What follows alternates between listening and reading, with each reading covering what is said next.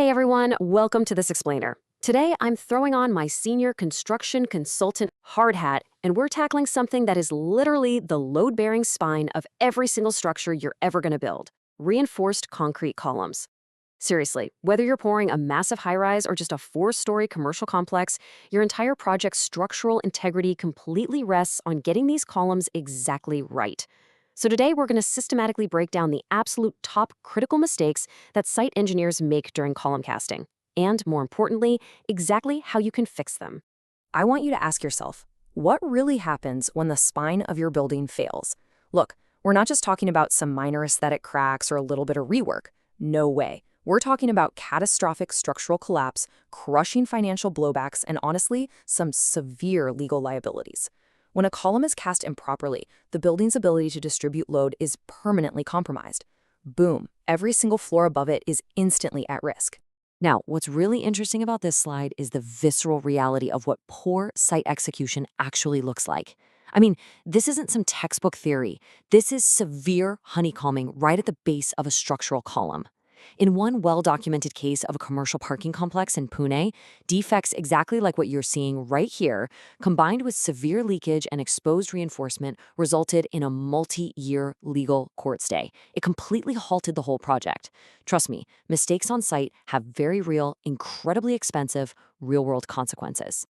Okay, here is our meticulously organized roadmap to fix these site issues. We're going to cover the cost of failure, improper vibration, column misalignment, inadequate cover, mix and formwork execution, and we'll wrap it all up with an ironclad pre-pour checklist. All right, let's dive right into section 1, the cost of failure. The stakes out on the job site are incredibly high. So take a look at this. This right here is what we call explosive spalling. Basically, when concrete isn't cast correctly, elements like trapped moisture and corroding rebar cause massive internal expansion. It's kind of like a pressure cooker inside the column.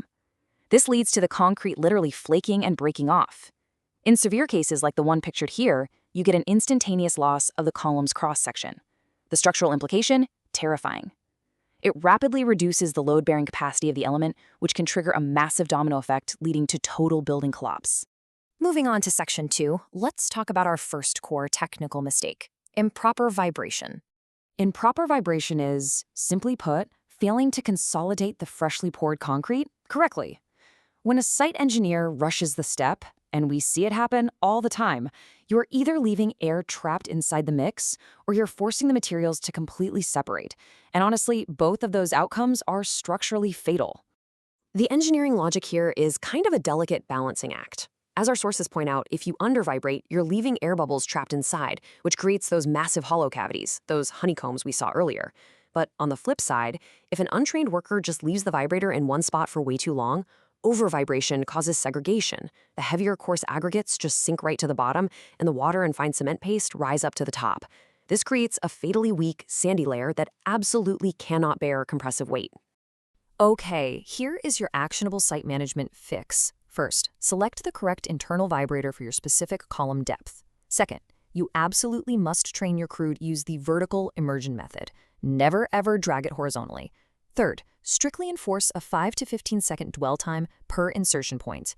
You'll know it's done when the rising bubbles stop and a nice uniform surface sheen appears. Finally, withdraw the vibrators slowly so the concrete can seamlessly flow back in and fill the void. All right, let's dive into section 3 and our second core mistake: column misalignment. We define column misalignment as any deviation in the vertical plumbness or the horizontal placement of a column's base or head. I want you to think of it like a human spine totally out of alignment. If a column is just a tiny fraction of an inch off at the base, well, that deviation compounds as the structure rises, floor by floor. So why is this so incredibly dangerous? Well, this brilliantly illustrates the physics of it. A column is designed to transfer loads straight down vertically. When a column is misaligned, especially up at the column head where it connects to a beam, it unevenly distributes those loads. This creates massive unintended stress concentrations that completely compromise the entire joint strength. Even minor discrepancies in that connection geometry can drastically weaken the entire structure's load transfer capability. So, how do we fix this on the site? First, never trust your eyes alone. A slight misalignment can so easily be masked by all the surrounding scaffolding. Always use precision levels and total stations. Second, establish highly accurate baselines and cross-reference them with your established survey data constantly. And third, you have to address minor deviations immediately using shimming or strong temporary bracing before you pour. Because trying to fix it after the concrete cures, yeah, that is an absolute nightmare. Moving on to Section 4, let's look at a massive mistake that ruins building lifespans: inadequate cover. Inadequate concrete cover simply means there is an insufficient thickness of concrete between the outer surface of your column and the embedded steel reinforcement bars. Remember, that concrete cover is quite literally the only thing protecting your structural steel from the harsh outside environment. It's a pretty straightforward cause and effect here. When you have adequate cover, the steel is protected. But with insufficient cover, moisture and aggressive chemicals, like chlorides if you're in a coastal area, they penetrate right into the concrete. The engineering implication here is severe. The steel rebar begins to corrode, and as it rusts, the steel actually expands, pushing outward against the concrete from the inside.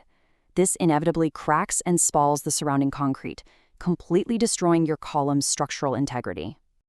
Just look at the severely exposed reinforcement bars visible on this site. I mean, if concrete is poured here without ensuring proper cover blocks are in place, that steel is absolutely doomed. The fix here is total vigilance. Site engineers have to ensure precise formwork placement and use cover blocks tailored specifically to the environmental exposure. Plus, you really should consider utilizing non-destructive testing, like ground-penetrating radar, or GPR, just to verify that cover depth after the fact. All right, Section 5. Let's group these final two mistakes together as they both deal directly with physical execution: mix and formwork failures. This encompasses using an incorrectly proportioned concrete mix, meaning your workability is totally off, and using old, poorly sealed formwork or shuttering. As our sources from site inspections constantly highlight, rushed subcontractors will often just reuse badly warped shuttering and ignore the quality control of the mix entirely. They're prioritizing speed over structural safety, and it's a huge problem. So the crucial point here is understanding the structural implications of this sloppiness. If a mix is too fluid, maybe because someone sneakily added water to make it easier to pour, the coarse aggregates literally drop to the bottom, ruining the column's strength. Simultaneously, if the formwork isn't perfectly airtight, you get severe concrete bleeding. That crucial cement grout just leaks right out through the gaps in the shuttering, leaving you with a totally weak, honeycombed mess. The fixes here are absolute mandatory site controls. First, verify your ready-mix concrete design and perform a slump test the very second that truck arrives on site. Second, inspect the formwork to ensure it is 100% airtight and heavily supported to prevent any bulging.